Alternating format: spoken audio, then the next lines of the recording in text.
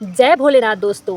मेरे चैनल पे आप सभी का एक बार फिर से हार्दिक स्वागत है, अभिनंदन है। हम सभी महादेव की पूजा करते हैं, पर क्या आप ये जानते हैं कि उनके आसपास जो भी चीजें हैं उनका क्या मतलब है और उनके नाम क्या हैं? आज की इस वीडियो में हम ऐसी ही रोचक बातों को जानने का प्रयास करेंगे। सबसे पहले जानते हैं महादेव के धनुष के बारे में। महादेव के पास एक धनुष भी है जिसे कि पिनाक कहा गया है। ये वही धनुष है जिससे भगवान ने त्रिपुरासुर का वध किया था और माता सीता के स्वयंवर में भी यही धनुष रखा गया था। भगवान शंकर का सबसे प्रसिद्ध अस्त्र है त्रिशूल। इसके 3 सिरे अलग अलग चीजों के प्रतीक हैं, जो है रजस, तमस और सतोगुण। इसी त्रिशूल को सृष्टि का संतुलन भी माना जाता है, यानी कि इसका सृजन, पालन और विनाश। वैसे तो इस त्रिशूल को त्रिशूल ही कहा जाता है, पर शास्त्रों में इसे कभी कभी विजय नाम से भी संबोधित किया जाता है। महादेव के गले में नाग सुशोभित है। इनका नाम वासुकी है, जो कि भगवान शंकर के परम भक्त हैं और नागों के राजा हैं। भगवान शंकर नंदी की सवारी करते हैं, जो कि आनंद और शक्ति का प्रतीक हैं। बहुत कम लोग जानते हैं कि भगवान शंकर के पास एक शंख भी है, जिसे कि पौंड्र कहा जाता है, जिसकी ध्वनि विजय और शुभता का प्रतीक है। शिव के हाथों में डमरू है, जिसे कि ब्रह्मांडीय ध्वनि का प्रतीक माना जाता है। कहते हैं कि इसी डमरू की ध्वनि से सारा व्याकरण निर्मित हुआ है। भगवान शंकर के शीश पर चंद्रमा मुकुट जैसे शोभायमान है, जो कि शांति का प्रतीक है। भगवान की तीसरी आँख, जो कि अंतर्दृष्टि और ज्ञान का प्रतीक है। कहते हैं कि जब ये खुलती हैं तो बुराई का विनाश कर देती हैं। रुद्राक्ष यानी कि रुद्र की आंख।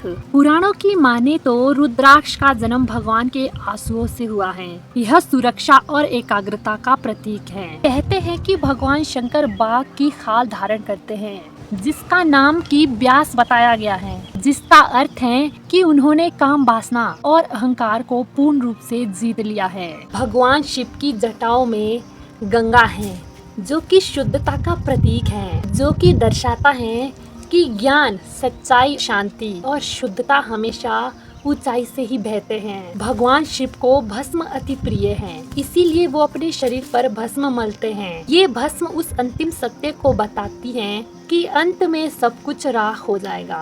क्या आप जानते हैं कि भगवान शंकर के पास एक तलवार भी है, जिसका नाम नंदक बताया गया है, जो कि बहुत शक्तिशाली है। कहते हैं कि भगवान शिव एक विशेष प्रकार की गदा को भी धारण करते हैं, जिसके ऊपरी सिरे पर खोपड़ी बनी है। इसे खटवांग कहा जाता है। भगवान के पास एक कुल्हाड़ी भी है, जिसे कि परशु कहा जाता है, जो कि भगवान शंकर ने परशुराम को दी थी। भगवान शंकर की सुंदर, घनी और उलझी हुई जटाओं को कपर्द कहा जाता है, इसीलिए महादेव जी का एक नाम कपर्दी भी है। कभी आपने भगवान शंकर के चित्रों में उनके हाथों में एक खप्पर देखा है, जिसे कि भिक्षा पात्र भी कहा जाता है।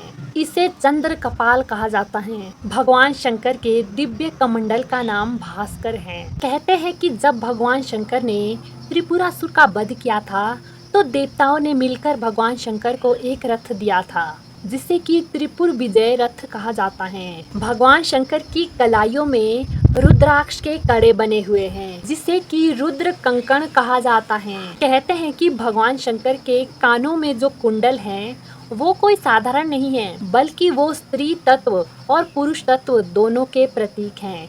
इसीलिए ही उन्हें अर्धनारीश्वर भी कहा जाता है। भगवान शंकर की पादुकाओं को आकाशगामी पादुका कहा जाता है।